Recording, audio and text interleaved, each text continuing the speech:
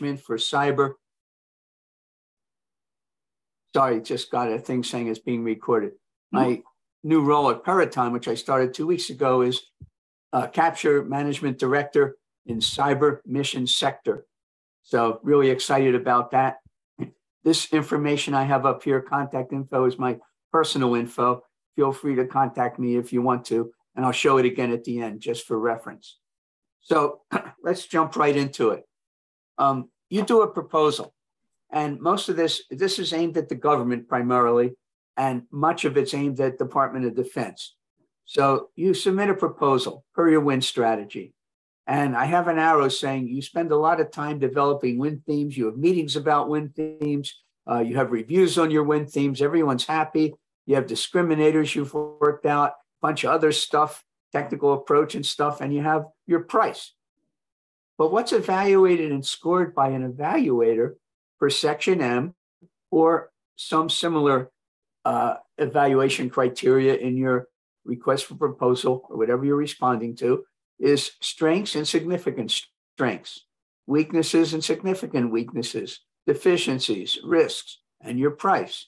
I've never seen a win debriefing that said, you guys won because you had the best win themes I've ever seen in my life. That's not what they evaluate. So there seems to be a disconnect.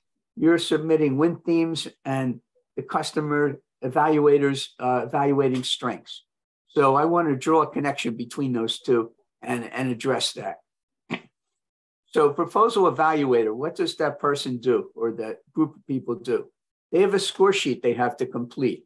And often they're pulled out of their day jobs to do this. They want to get back to their day jobs. They may or may not be familiar with what all the subject matter is, but the score sheet says, here's the criteria, evaluate what you just read for strengths and weaknesses. So they skim their assigned proposal section to find the info they need to complete the score sheet. Now, the score sheet is based on the customer evaluation criteria, Section M or equivalent, and the evaluation factors and sub-factors, which means that stuff that you put in there that you're very proud of, we've been in business since 1956. That doesn't get scored. That's not an evaluation criteria. So nothing says you can't put that in there, but don't kid yourself.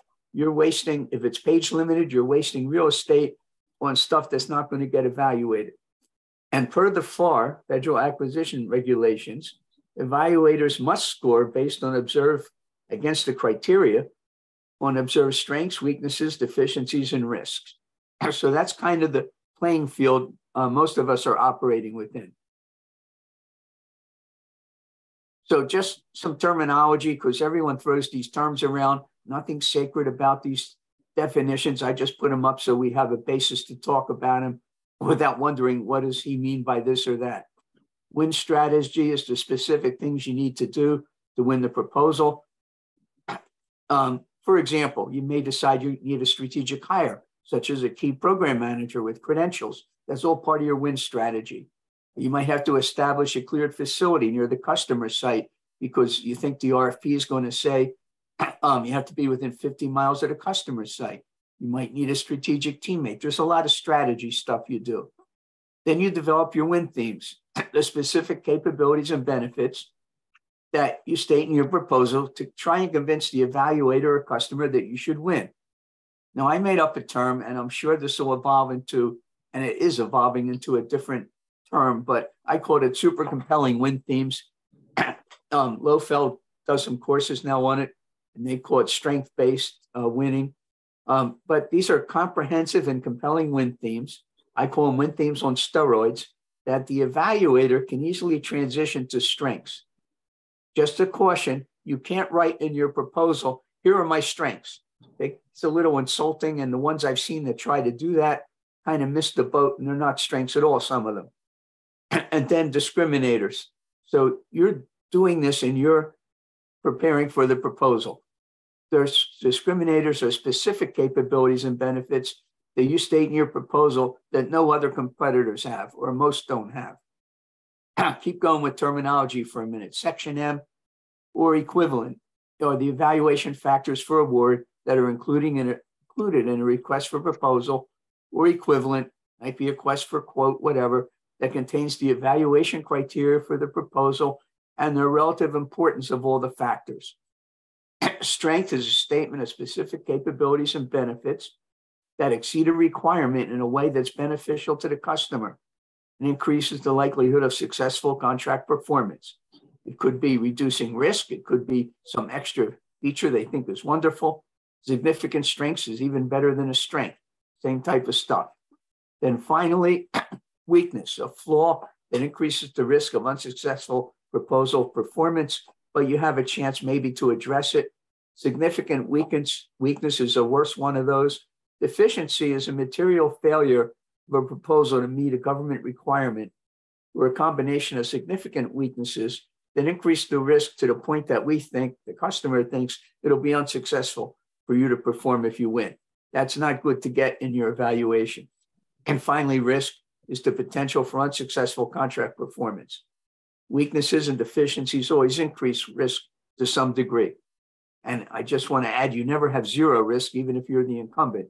You might have a minimal risk or reduced risk. There's always some degree of risk. So that said, I just want to state this perspective, and then we'll get into the details. Win themes, which I want now to be super compelling win themes, or whatever you want to call them, are comprehensive and compelling, and they're sort of an art and a skill to develop. They should be started early. They're key elements. My observation is it's easy to talk about win themes. It's very tough to develop them.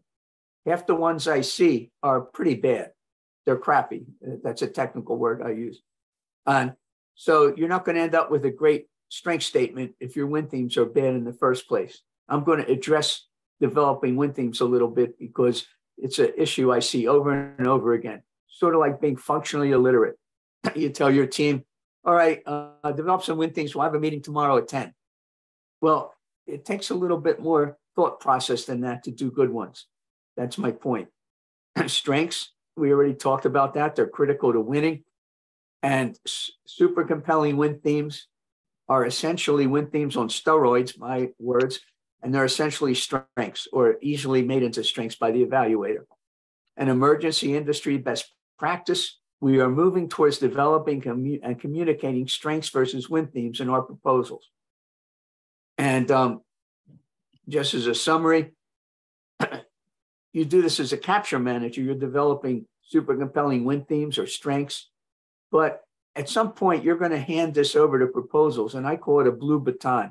You're going to hand the blue baton as a capture manager to the proposal manager, and the blue baton includes these super compelling win themes, hot buttons, a lot of other things, teaming, why we're teaming, all the stuff that in the thought process. And you hand that to the proposal manager who can then plan how best to present all this stuff. Often that handoff is pretty bad. It's sort of when you watch a relay and someone drops the baton when they're grabbing the baton for the next leg of the relay. That happens a lot in the proposal efforts that I see. But ideally, it should be a blue baton that's handed over, and now the proposal manager does their magic. Capture manager still stays involved, but it's the proposal manager who does the magic now within the criteria of how the proposal has to be written according to the customer. So now that I said all this, what the heck does this mean in detail? So what are the elements of a super compelling win theme or a strength statement? And I sort of have 5 parts. You can see them there. Here's an example at the bottom that puts all these 5 parts together. Then I'm going to show a chart that divides how you put this together because it's not easy. The statement at the bottom seems nice and smooth, but it takes a lot of work.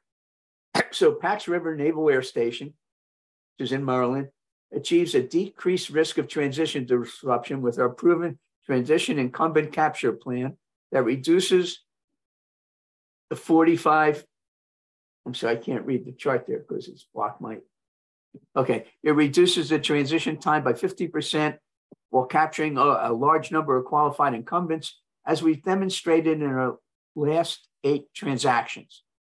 So that sounds like a great statement. You can't just develop that on the fly. So what you want to do is you want to write a chart. First example I put in red is a bad example, just so you know. So let me go technical for a minute. In the chart, you're going to have your topic, the customer objective, our feature that we're proposing, the benefit of that feature to the customer versus the objective, how this exceeds requirements or reduces risk, and evidence. So I've seen stuff like this. These are real examples. You have to implement, you have to transition to IL5, level 5 cloud computing as part of the requirement in an opportunity, for example. So I've seen our company, we're really good at cloud computing. We have a passion for it. And our chief engineer is a recognized computing expert. And I've seen this presented as what we want to present in our proposal. Not good, because it's all motherhood. And there's better examples. So I picked a transition one just to show you a good example. So the statement which I wrote comes out of these elements here. So the Pax River achieves a decreased risk of transition disruption. That's a requirement in the RFP. So we have our feature, we have a proven plan that we follow. Now, what's the benefit? It reduces the 45-day transition time by half. It captures over 95% of the qualified incumbents. We have to prove this in a minute. How this exceeds requirements or reduces risk, you can read that there. And finally, evidence. It's demonstrated in our last 8 successful transitions. Then you can put together the sentence. This is, to me, the features is what we call our standard win themes. You know, what are the things we want to say? But my point is these features, we now have to develop them into a equivalent of a strength statement we can state so the customer evaluator can pick that up in their proposal. So why do we need a win strategy anyway? So this cartoon I like, this is from Far Side, shows all the cowboys with the wagon circle. They're being attacked by the Indians. And one of the cowboys is saying, hey, they're lighting their arrows. Can they do that? Now, the flaming arrows, they're going to win this battle, the Indians, obviously. In the future, the cowboys had water to put out the fires and things. But that's what I want in a win strategy. I want a flaming arrow win strategy that's legal and ethical, but will just kill the competition. And they'll say, how did you ever think of that? That's what I'm looking for in a proposal as a capture manager. And that's what I ask myself. Where are the flaming arrows in my approach? So let's say you have a win strategy now. Okay, the customer, there's an acquisition process. A typical one in DoD, Department of Defense. The customer has their process. They have an RFI, an industry day. RFI is request for information, a draft RFP, an RFP. They receive proposals. They evaluate, make an award decision. Your company and your team have a bunch of process and decision gates. Here are some typical ones there. You also have color team reviews. Some of them are different in different companies. Black hat and pink team are pretty, and red team are pretty standard. There's others. And you have business development following this. At some point, it's handed over to capture management when there's a strong interest and it needs adult supervision. At some point, that gets handed over to proposal management, who actually knows how to do an actual proposal in a compelling way that's compliant. And then there's a post-award activities. So during all this time, you're developing win themes and bouncing them off the customer and bouncing them off competitors, and they change over time, but there's a whole process. So to me, the 3 C's for win themes, they all start with the C. Simple, they have to be compliant, comprehensive, and compelling or convincing. And they're critical to winning. I put an arrow next to those 2 because I'm going to talk about them in a minute. It's not always a good assumption. I'm assuming we know how to do compliant stuff for the sake of this presentation.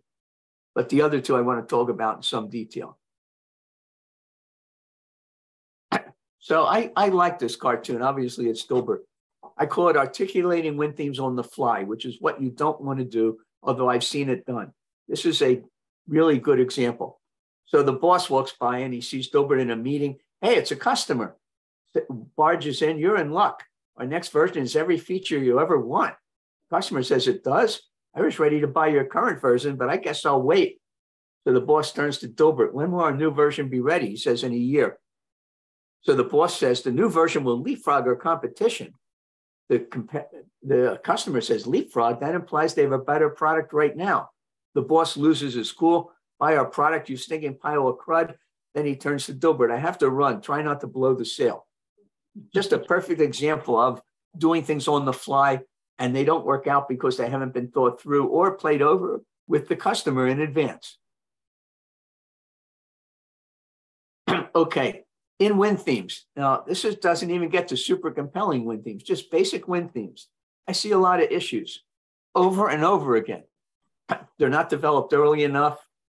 They're often viewed as a task to check off and get out of the way. Let's assume we started early and we view it as very serious. So the next 3 arrows say, I want to focus on the win themes are too generic, they're not comprehensive, and they're not compelling. Win themes don't reflect any of the customer hot buttons or the criteria of what we expect in Section M or the evaluation criteria. So let's talk about that in detail. So I'm going to talk about each of these, not very long for each one, but each of these. So this is the list, and I put them together under specific versus generic win themes. I'll talk about each of these.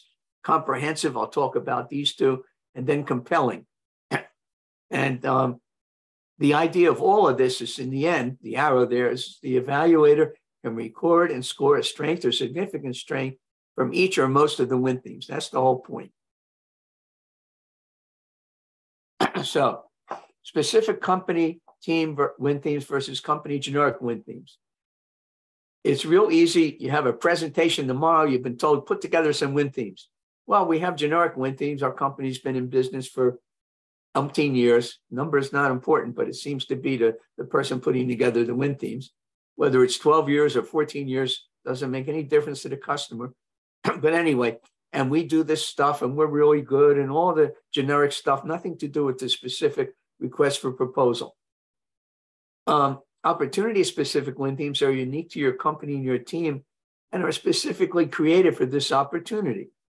For instance, if the opportunity has to do with cloud, it's great that the company has done all this IT stuff for 25 years. What has that got to do with cloud? At some point, focus in on what the actual RFP is. So litmus test, and I've done this actually. You substitute another company's name in your win themes and see if anyone realizes the difference. So several years ago, I was doing consulting. Major aerospace company called me in, said, I'd like you to look at our win themes for this opportunity. So I said, all right, let's put them down on a PowerPoint chart or two, and I'll come back tomorrow with the win and with my comments. So I came back the next day, said, before we start, I want to show you what, and I'm just going to make up company names for example, so I'm not being generic here. I'm going to show you what SAIC, I wasn't working for SAIC, it was a consultant. I'm going to show you what SAIC's win themes are. And I had changed every name where they said, the company's not important. Let's say it was Booz Allen. I changed every place that Booz Allen does this. I changed it to SAIC and presented it.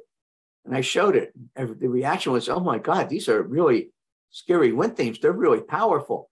I said, look, two problems. One, no one asked me how I have SAIC's win themes. We're supposed to be ethical and legal. I'm not supposed to have them, but they're not. These are yours you showed me yesterday. I just changed the name, and no one knows they're your own win themes. That's how generic they are. You failed the litmus test. So these are too generic. If you couldn't tell even a single one, wait a minute, that's us. It didn't even resonate. So not a good idea. So actually, I hate to say it, but it's fun to do that. I do this to myself. I change my own company's name in my win themes and see if I can tell the difference. And if I can't, it's generic. And my point is that's obviously bad to have generic win themes. It's not going to get you very many strengths. Then there's opportunity-specific win themes. And again, specific to the opportunity. Now, here's an example of a specific opportunity win theme. And I show these because I've seen lots of generic win themes for opportunities. Our proposal manager has successful, relevant experience with this customer and this industry. And that's the point you want to make. So Dr. Brady will serve as program manager, reporting directly to Ms. Thomas, who's the operations VP. I want to show she's not reporting to another director or something. She has 17 years experience with NASA. Let's say this is a NASA opportunity. And after joining the industry, she successfully managed NASA and other spacecraft programs of similar size, scope, and complexity. Because if you say she just came from NASA, well, how do we know she can manage an industry program? So, and all of this helps assure low risk and high probability of success on the proposed program. That's an opportunity-specific win theme. I've seen ones that say, we're going to propose Dr. Jim Smith. He's been at the company 42 years and has been managing proposals for 28 of those years. So what? I mean, that's good, but that's not highly compelling to me. So win themes for a specific approach or solution. And this one trips up a lot of people over and over again. So generic theme is there's a vague reference to the solution capability, especially when you did before, and especially if you're the incumbent, without actually offering a specific approach or solution. And of course, an opportunity-specific theme does just the opposite. It's a specific technical and management approach backed up by successful past performance. So, and I actually have seen this enough times that on a proposal wall, I like to put up this loss debriefing and say, I want to avoid this. This is an actual one from a coworker of mine who was many decades at Lockheed Martin, and he lost an opportunity on which he was an incumbent, and this was a significant weakness. The offerer appears to understand the program. Of course, we're the incumbent, but the lack of specificity made it difficult to evaluate and fully assess the viability of their proposed solution. And of course, he went bonkers, and I looked at his proposal and said, well, you never said exactly what you're going to do. You just say you do it. You obviously understand it. The way this evaluator wrote this is exactly right. You obviously understand it, but you didn't write what they wanted, which is your specific approach. When you're the incumbent or really close to it, it's a very tough thing to do, to write it that way. I've seen some recent examples of it also, unfortunately. So, win themes should address hot buttons and Section M criteria versus generalized topics. And I have actually, luckily, I don't see many of these anymore, but I've seen these over the years. We read the RFP. Here's the customer reaction. Well, you can read. We all learned to in third grade. We understand what we read. Well, bully for you. We agree with the customer mission. That's nice, but you really have no choice. Would you actually disagree? We want to work with you. Well, that's good, I guess. Better than not wanting to work with me. We have a team. This benefits me how? We have a program manager. Well, you know you need one. We have an experienced program manager. Is the experience specifically relevant to this program? We have a management process. Anything special or proven about it? We can do this based on what? Desire, past performance, any other evidence? We have an approach. All right, what is it? And what successful experience is it based on? I actually, when I do my win themes, I actually take these charts and go through and look at my win themes against this chart to make sure I'm not making any of these mistakes, because it's easy to do it over and over again. Now, comprehensive. I've seen win themes that said we're going to win because we're the best technical company. And yet the criteria involves technical management, key personnel, schedule, transition, best value, past performance, risk. So technical is one of them. So I want a list of win themes I want win themes for every key topic. I'll make it look nice later. But when I do my win themes, I don't want to skip any topics. So I first make a list of topics, and then I say I want win themes under each topic. I want to know what they're going to be. And my gimmick I use is I make a few charts. I don't care about page limit right now. I list my win themes on a chart in black font, and then I list potential or desirable win themes in blue font. They're not real yet, but they better be real by the time I bid it. And I take subsequent action to make them a reality. For example, under management, if I don't have a relevant program manager for this program, I will list in blue font on my win theme chart. Our program manager has direct experience with this program. Blue means I better find that person or I'm not going to do well on this win theme. So that's the way I do my win themes, to make sure I'm comprehensive and that I only don't list the stuff I know about or the stuff we already have. I want to know where I want to end up. So I try and do that all in one step. My pet peeve, our team versus our company. A large number of proposals more than half I look at don't mention we have a team. You know, if our company's Leidos does this, Leidos does this, yet we have a team, and some of those teammates are pretty critical. So it should say Team Leidos, if your company's Leidos, or our team, or whatever. Now, sometimes you want to talk about just what you do as your prime, if you're the prime, but you want to make sure you talk about your team. And your team should be opportunity specific. Your teammate fills out the weaknesses, holes, gaps, and requirements versus your capabilities matrix. Everyone calls a meatball chart. And I want to pass that information on to the proposal manager. This is why we're teamed with these companies. The teammate is the incumbent or prime or sub. Let's say it differently. It's an opportunity and it's a recompete. Your teammate is the incumbent, either the prime or a sub on the incumbent team. Because customer experience and intimacy, has a desirable facility location, has presence at the customer site. Your teammate is a certified small business in various categories and meets one or more of the above criteria. I don't just pick small businesses because they're small. I want small businesses who are really qualified on this opportunity and are going to help me win. I want that. Sometimes there's other examples. You may have a quid pro quo, which is you put us on this team, we'll put you on our other team. All right. We've worked with the company before. They do good work. They're a mentor protege. Okay. But the bottom line is you want to explain to the customer who we are teamed with and why, and consistently refer to our team instead of our company in their proposal. And there's techniques to do this without taking up a lot of space, because often you're page limited. So you can actually have a meatball chart in the proposal, which your columns show the requirements. Maybe there's 8, 6, and then the companies listed down the side. The meatballs just show they meet or partially meet these. It's either a full meatball, means a circle, or a partial meatball, half a circle, saying, yep, that's why these companies are on there. They all meet this. So in one chart, I can handle all the teaming, most of the teaming discussion, but I don't want to skip it. It's important why I have these companies, and I want to show that on the chart. Why us versus me too? I often say, is this a me too bid or a why us bid? Now, sometimes you do a me too bid, but there's nothing special about you. You're just another bidder hoping you'll win. And fine, I just want to acknowledge that and not spend a lot of time on it. So a me too bid has a lower probability of win than a why us bid. So what's the compelling story of convincing evidence to myself and the team and the customer that we and our team can successfully perform better than our competition and do it at a low or acceptable risk and hopefully at a reasonable price? You want compelling win themes that all or most competitors can't claim to do this. So enough said about that, but I'll often say if someone asks me to look at their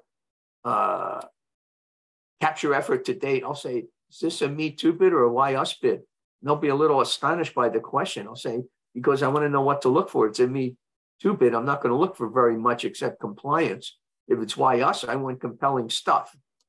And of course, if you do a lot of me too bids, your overall win rate isn't as high. But there are times where you do a me too bid, but I just want to know which it is. You versus we, sometimes called the value proposition. This is the same language, but it means something very different to the customer. So what's the benefit of us, our company, our team, from the customer's point of view? I want to change that perspective and make sure instead of we are offering this. We are offering this to you. Here's an example. It's the same information, really. For examples, we'll achieve a significant improvement in customer satisfaction. That's true. We can prove that. We've done that a lot. Good is you, the customer. You will see a 30% improvement in customer satisfaction within 9 months as measured by third-party customer surveys. There's the same information in both, but the you is the better way to say it, because that resonates with the customer. They're evaluating it. When you use the word we, the customer can yawn a little bit. When you use the word you, they're very interested. So this is kind of important, you versus we. And I like to go through my win themes, which I think are wonderful, and then I flunk maybe on the you versus we part. I go, uh-oh, I got to redo this one. Benefits versus features. This gets confusing to a lot of people, especially technical people. So a feature, we're providing a 60 terabyte hard disk drive. Implication, isn't that great? The problem is it leaves it up to the reader or the customer to decide the significance. And if the evaluator is not highly technical, he or she has no idea why a 60 terabyte hard disk drive is good or bad. The benefit, you will have the highest capacity hard disk drive available today, 60 terabytes. It's COTS, commercial off the shelf, lower risk. It meets all the requirements. It's cost effective and it's available now, which means you have a low schedule risk and a low technical risk. Same information, the technical, I am a technical person, I'm an engineer, so I kid engineers a lot about this. They'll say a 60 terabytes hard disk drive, isn't that great? And they just smile. That doesn't work when you're trying to win a proposal. You have to actually explain why you're smiling for all the reasons that are there. So it's feature versus benefit. Yeah, I want to know the feature, but then I want to know the benefit. And I don't want to depend on the customer's brilliance to figure that out. I want to explain that to them so they don't have to figure it out. So, summary. Win themes or super compelling win themes, which we're moving to, they're hard to do. It's an art and a skill, and it takes time, and they need to be developed. It's not something you do and throw over the transom and give a high five. Well, we're done with that. What's the next step? Strengths are critical to winning, and super compelling win themes are essentially win themes on steroids, which are essentially strengths, which is what the evaluator is going to write. And you're going to win or lose on your strengths and weaknesses and deficiencies. Emerging industry best practices for proposals, we're moving towards doing strengths versus win themes.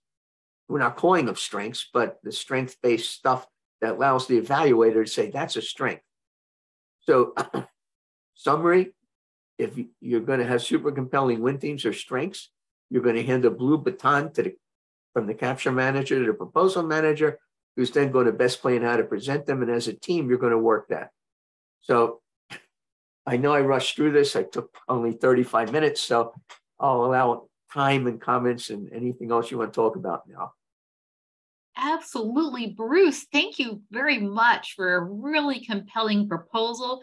I am going to open it up right now to questions, but first I'd like to ask a question if that's okay. And folks, please feel free to, raise your hand, put your questions in chat, and we can get great. Oh, we're seeing a lot of good information here. So, Bruce, you know what I thought was really compelling is when you actually had the company give you their strengths or their win themes, and then you substituted somebody else's name in it, and and it wouldn't have made a difference. And what are some of the common traps that companies fall into when they're developing these more generic win themes? And I was wondering if you could comment more on your experience. I found it fascinating. Some of the common traps, we've been in business since whatever. Mm-hmm.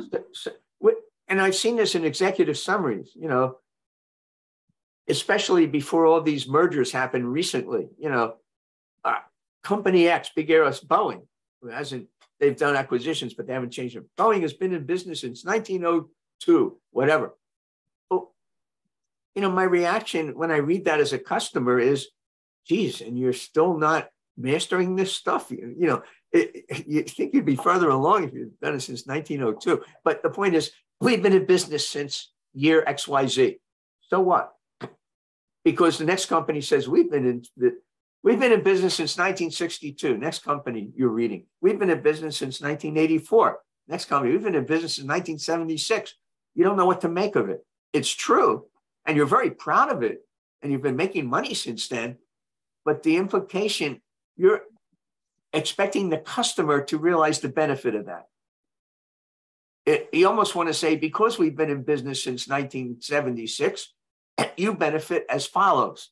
So that's the other thing is, as a company, you're very proud of the stuff you've done. You've got stuff you've won. You're successfully working on programs. You're just fabulous. You just want to say, our company is fab. My baby is beautiful. Our company is fabulous, and just smile and have everyone smile, but you're not in the best baby. When you say that for your baby, you're not in the best baby contest on a stage. So you can say that. But a lot of it is generic because it's company history. Our company, we acquired what used to be Bell Labs. Great. So and you fired everyone, or you developed them, or what? So what? So everyone's very proud of their company, and they should be. And they're very proud of what they've done. They're very proud, especially cyber, the AI, cloud. It's really tempting to say, hey, we're doing a lot with cloud and cyber and AI. Okay. So that benefits me how? Because this particular program, I have $80 million, and it's great that you have these billion-dollar programs. I'm actually worried that I'm going to be a small program to you in the realm of things. You're not going to pay a lot of attention to me. It can backfire. So you really want to be specific to this opportunity. I have a question from John and a hand up from Danielle. So I think I got John's, and Danielle, we'll go with you in a minute. Okay, John wants to know, when evaluators look to score the proposal, what are the main differentiators when identifying between significant weaknesses, deficiencies, and risks? That is a great question, John. Well, I want to say there's an art to doing this evaluation, but the evaluators feel like it's a pain in the neck and they want to get back to the day job. So rather than feel it's an art, they're just trying to fill out blocks and not get yelled at, if you will. Get an attaboy. Yep. If you're in the military, you want the colonel to say, good job, thank you, team. Everyone go back to your day job. So you've got an evaluation sheet, and it's a pain in the neck. It's all blank except for the first column, maybe, which says evaluation factor, maybe second column, which is the reference in the RFP. And now you're going to read section 2.3, and you're going to evaluate 5 proposals against this evaluation factor. And says, did the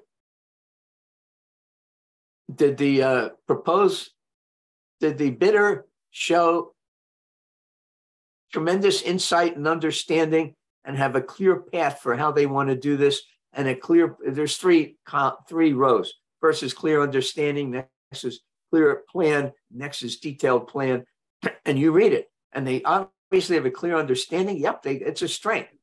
Now you read, did they have a plan? Well, yeah, but geez, I didn't look like a very good plan to me. It looked like it was done hastily. The third one is it the detailed plan? Not really. They just say, see section L, which is a chart of how they've done it in the past, but they're not telling me how they're really going to do it. So, all right, I don't have to give them good grades. And that's about the depth you're going to here. You're just trying to answer the question by reading what you read and trying to see how it fits against the question, which is the evaluation criteria. Yeah. So let me just say that many companies are fast or slowly moving towards doing red team evaluations, not like we used to, which is the early days. Team said, you're red, goodbye, have a good day. You're blue, have a good day. But now they say, they act as if they're evaluator. You've got the following strengths and weaknesses according to the evaluation criteria. That really helps if you're a capture team and you want to hear a red team report, because now they're reporting on the actual evaluation criteria and scoring you as that they were the evaluator. It really sobers you up a lot. Yeah, indeed. Thank you so much. But that is, John, that is an excellent question. Let's go over to Danielle. She's had her hand up for a while here. I'm going to ask her. Yeah, she's just come off mute. Can you ask your question, Danielle? Sure. So my question was based on the slide with the we versus you. I've been doing this a long time and have actually been taught not to talk to the customer and use you, especially if it's a past performance based proposal. So do you recommend that with past performance as well? Or is that something we really use with a technical approach? And how do we back up the information when we don't have enough page allocation? Well, number one, there's always judgment involved. I mean, I'm giving a guidance that says this is what you would want to do ideally. There are cases where you don't want to do that. And I often don't use the word you. I use the word, I don't know, Pax River. I use the customer's name.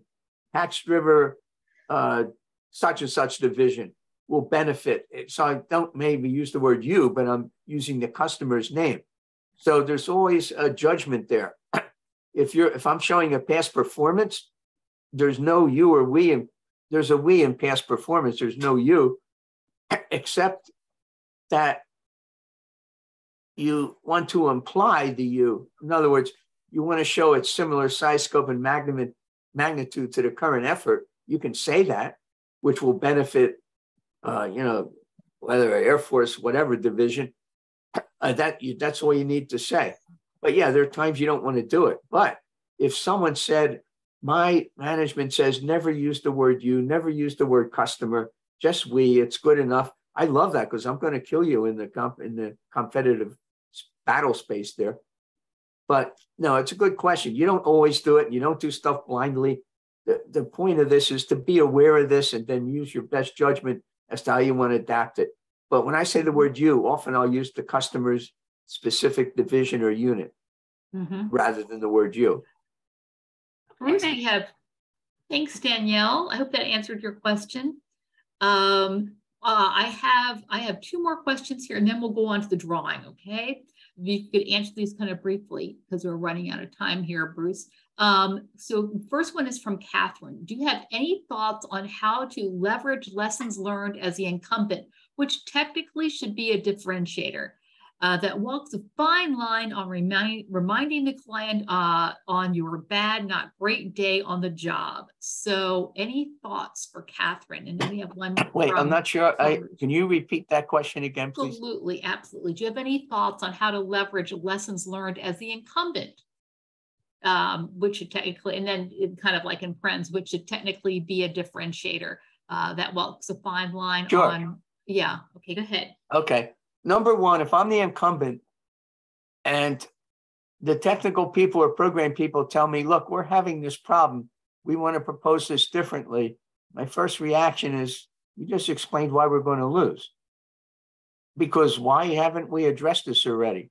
You're saying we have a problem, we've had it for 8 months, but we're not going to do anything to fix it until the proposal, and we think the customer will be thrilled by this approach. If I'm a competitor, I'll kill you on that. So, no, I don't want to wait. Part of the problem with it, when you're an incumbent, the best practice, which is hard to do, is you do a mid-course review, which is halfway through the contract.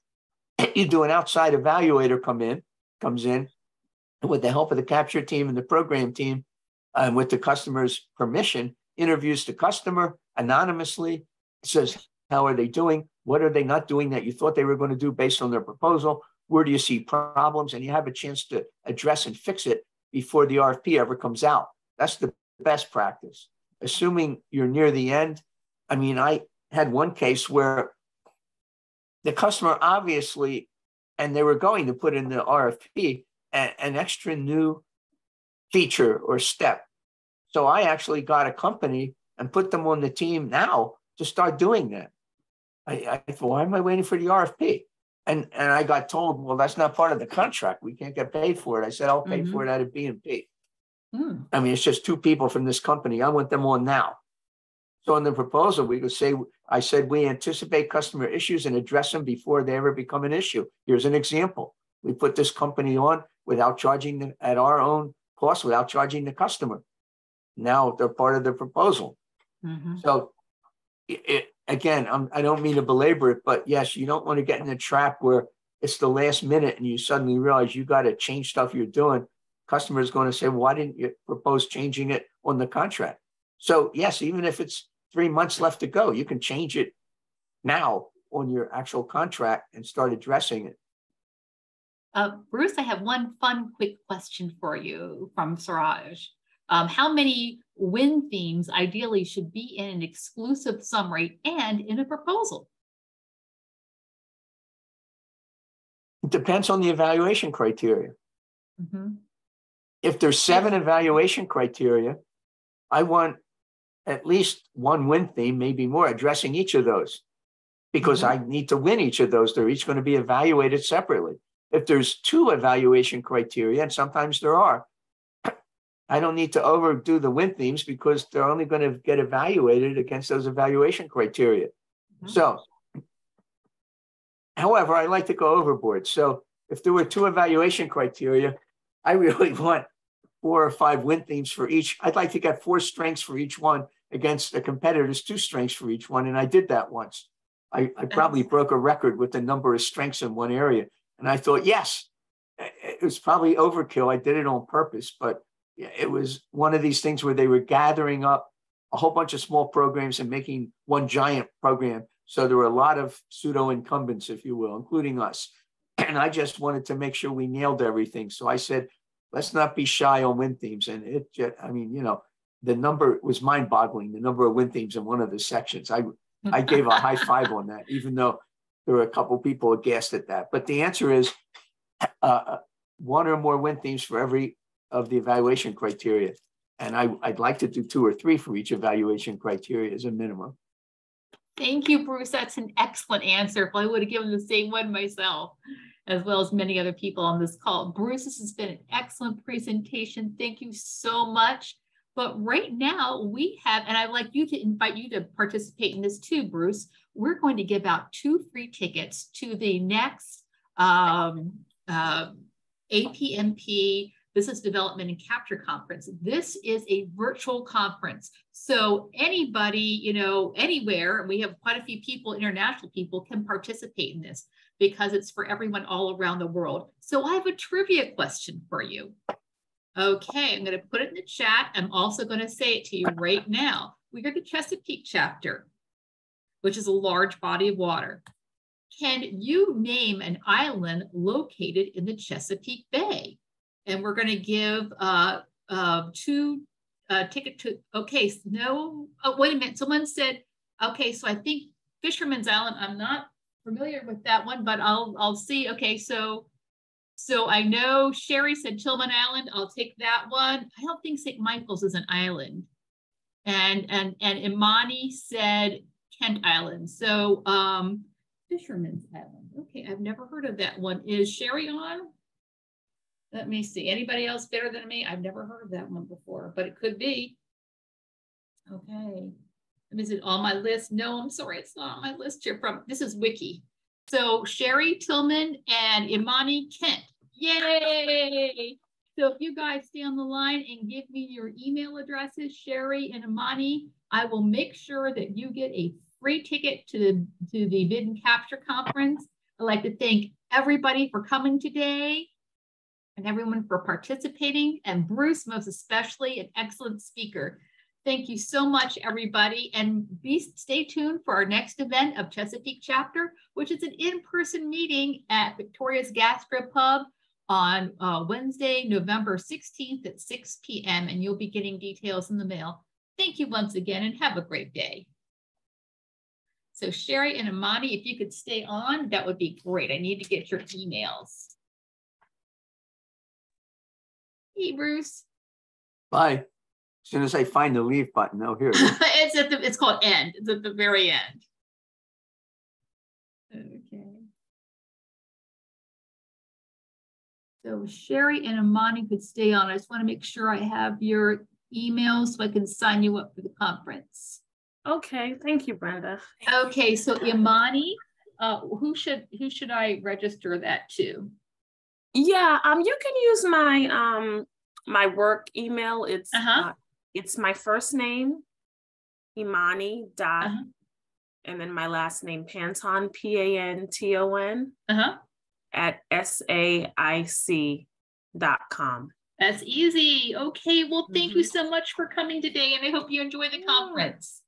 Thank you very much. I did have a good, this was really very, very good information, so I appreciate it. Thank you. Oh, good. Thank you. And Sherry, if you're still on the line here, I want to make sure I get your email. Hi, Sherry. Hi, Brenda. Yes, it's S. Batchelder. B. I think I just private messaged you with it. That helps you. My last name. challenging. Okay. Well, thank you so much for coming today. We really appreciated having you. And I'll make sure I get those tickets out to you. Thank you very much. I'm very excited. I hope you enjoy the conference. Thank you. And this was an excellent session, by the way. Oh, very good. Good. Where is the your chapter located? It's Chesapeake chapter. It's primarily, we're kind of like all that area of Maryland, Delaware, everything that kind of surrounds the Chesapeake Bay, Howard County, Maryland. Where are you located? I'm in Montgomery County. Oh, well, I'm in Montgomery County too. Gaithersburg. So I'm in Silver Spring. Okay, there you go. So we're kind of like a local Maryland chapter. And like I said, we'd love to see you. We're having a free event on November 16th. I'll make sure you get the information. I'll send it to you at Victoria's Gastro Pub. It'd be wonderful to meet you, Sherry. Thank you so much, Brendan. Much appreciated. Okay, well, bye-bye. I'd love to hear more. Oh, Take care. You. Okay, bye-bye. Bye-bye.